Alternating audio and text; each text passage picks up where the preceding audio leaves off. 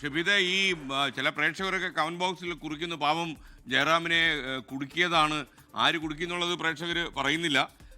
അങ്ങനെ ഒരു തോന്നലുണ്ടോ? കാര്യം ഉണ്ണികൃഷ്ണൻ പോറ്റിയെ പോലെ അടിമുടി ക്രിമിനൽ ചിന്തയുള്ള ഒരാൾ ജയറാമിനെ പോലെ പ്രേക്ഷക പ്രശംസ കിട്ടുന്ന ഒരു നടനെ ഉപയോഗിച്ചതാണ് എന്നൊരു തോന്നൽ ഉണ്ടോ?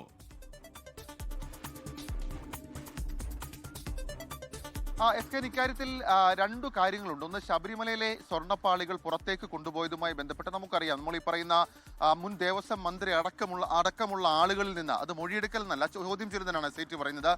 കടകംപള്ളി സുരേന്ദ്രനെ അടക്കം ചോദ്യം ചെയ്യുന്ന ഒരു സാഹചര്യമുണ്ട്.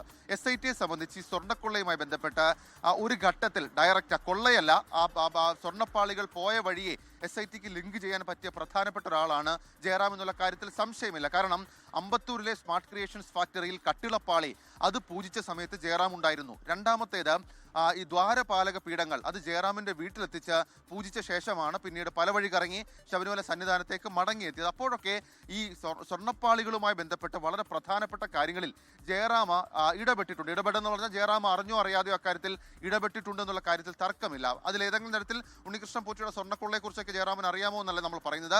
പക്ഷേ അദ്ദേഹത്തെ ആ യാത്രകളിൽ ജയറാമും പെട്ടിട്ടുണ്ട്. അതുകൊണ്ട് തന്നെ സ്വാഭാവികമാണ് SIT ജയറാമിൽ നിന്ന് വിവരം തേടും. മാത്രവുമല്ല, ഉണ്ണികൃഷ്ണൻ പോറ്റിയുടെ CDR പരിശോധനയിലും അയാളോട് ചോദിച്ചപ്പോഴുമൊക്കെ ഈ നടനുമായി ബന്ധമുണ്ടായിരുന്നു, അത് മറ്റേതെങ്കിലും ബന്ധമല്ല, അടുപ്പമുണ്ടായിരുന്നു എന്നാണ് പറഞ്ഞത്. ആ ഘട്ടത്തിലാണ് ഈ സ്വർണ്ണപ്പാളികൾ വന്ന വഴി SIT അന്വേഷണം നടത്തുകയും ജയറാമിലേക്കൊക്കെ SIT എത്തിച്ചേരുകയും ചെയ്തത്.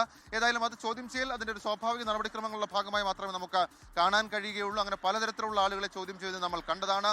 മുൻ മന്ത്രി കടകംപള്ളി സുരേന്ദ്രൻ, PS പ്രശാന്ത് അടക്കമുള്ള ആളുകളെ നമ്മൾ ചോദ്യം ചെയ്ത് കണ്ടതാണ്. ഉന്നതരെ കേന്ദ്രീകരിച്ചുള്ള അന്വേഷണം, അതല്ലെങ്കിൽ ഉന്നതരുടെ ഒരു പട്ടിക തയ്യാറാക്കിയിട്ടുണ്ടായിരുന്നു ഉണ്ണികൃഷ്ണൻ പോറ്റിയുടെ ബന്ധമുള്ളവരെ കുറിച്ച്. അങ്ങനെ ആ പട്ടികയുടെ അടിസ്ഥാനത്തിലാണ് നിലവിലിപ്പോൾ ജയറാമിനെയും ചോദ്യം ചെയ്തത്. ജയറാം അക്കാര്യത്തിൽ മറുപടികൾ പറഞ്ഞിട്ടുണ്ട്. അതായത് ഉണ്ണികൃഷ്ണൻ പോറ്റി വീട്ടിൽ വന്നിട്ടുണ്ട്, ഉണ്ണികൃഷ്ണൻ പോറ്റിയുമായി ഫോണിൽ ബന്ധപ്പെടാറുണ്ടായിരുന്നു, ശബരിമലയുമായി ബന്ധപ്പെട്ട ചില സംഭാവനകൾ അത് ഉണ്ണികൃഷ്ണൻ പോറ്റിക്ക് അയച്ചു കൊടുക്കാറുണ്ടായിരുന്നു. അതൊക്കെ നമ്മൾ മറ്റു പലരും വലിയ വലിയ ബിസിനസ്സുകാരൊക്കെ ചെയ്ത് നമ്മൾ കണ്ടതാണ്. ഈ സ്വർണ്ണപ്പാളികൾ അതുമായി ബന്ധപ്പെട്ട് ജയറാം അദ്ദേഹത്തിന്റെ വിശദീകരണം നൽകിയിട്ടുണ്ട്. അമ്പത്തൂരിലെ സ്മാർട്ട് ക്രിയേഷൻസിൽ നടന്ന പൂജാ ചടങ്ങിലും സ്വർണ്ണപ്പാളികൾ തിരികെ ദ്വാരപാലക ശില്പങ്ങളിലെ സ്വർണ്ണപ്പാളികൾ തിരികെ കൊണ്ടുവരും വഴി തന്റെ വീട്ടിൽ വെച്ച് പൂജ നടത്തിയെന്നുള്ള കാര്യം ജയറാം പറഞ്ഞിട്ടുണ്ട്. അതിനുശേഷം പുനഃപ്രതിഷ്ഠാ ഘോഷയാത്രയുടെ ഭാഗമായി കൂടി താൻ പങ്കെടുത്തിട്ടുണ്ട്. ശബരിമലയിലെ കടുത്ത വിശ്വാസി എന്ന രീതിയിലാണ് താൻ പോയത്. ഉണ്ണികൃഷ്ണൻ പോറ്റിയുമായി മറ്റ് ഇടപാടുകളില്ല, ഉണ്ണികൃഷ്ണൻ പോറ്റിയുടെ സാമ്പത്തിക ഇടപാടുകളെ കുറിച്ച് അറിയില്ല, ഉണ്ണികൃഷ്ണൻ പോറ്റിയുടെ തട്ടിപ്പുകളെ കുറിച്ച് അറിയില്ല എന്നൊക്കെയുള്ള കാര്യങ്ങളാണ് നടൻ ജയറാം ഇപ്പോൾ SITയോട് പറഞ്ഞിരിക്കുന്നത്. നേരത്തെ ദേവസ്വം വിജിലൻസും ഇക്കാര്യത്തിൽ ചില ക്ലാരിറ്റിക്കായി ജയറാമിനെ വിളിച്ച് വിവരങ്ങളൊക്കെ തേടിയതുമാണ്.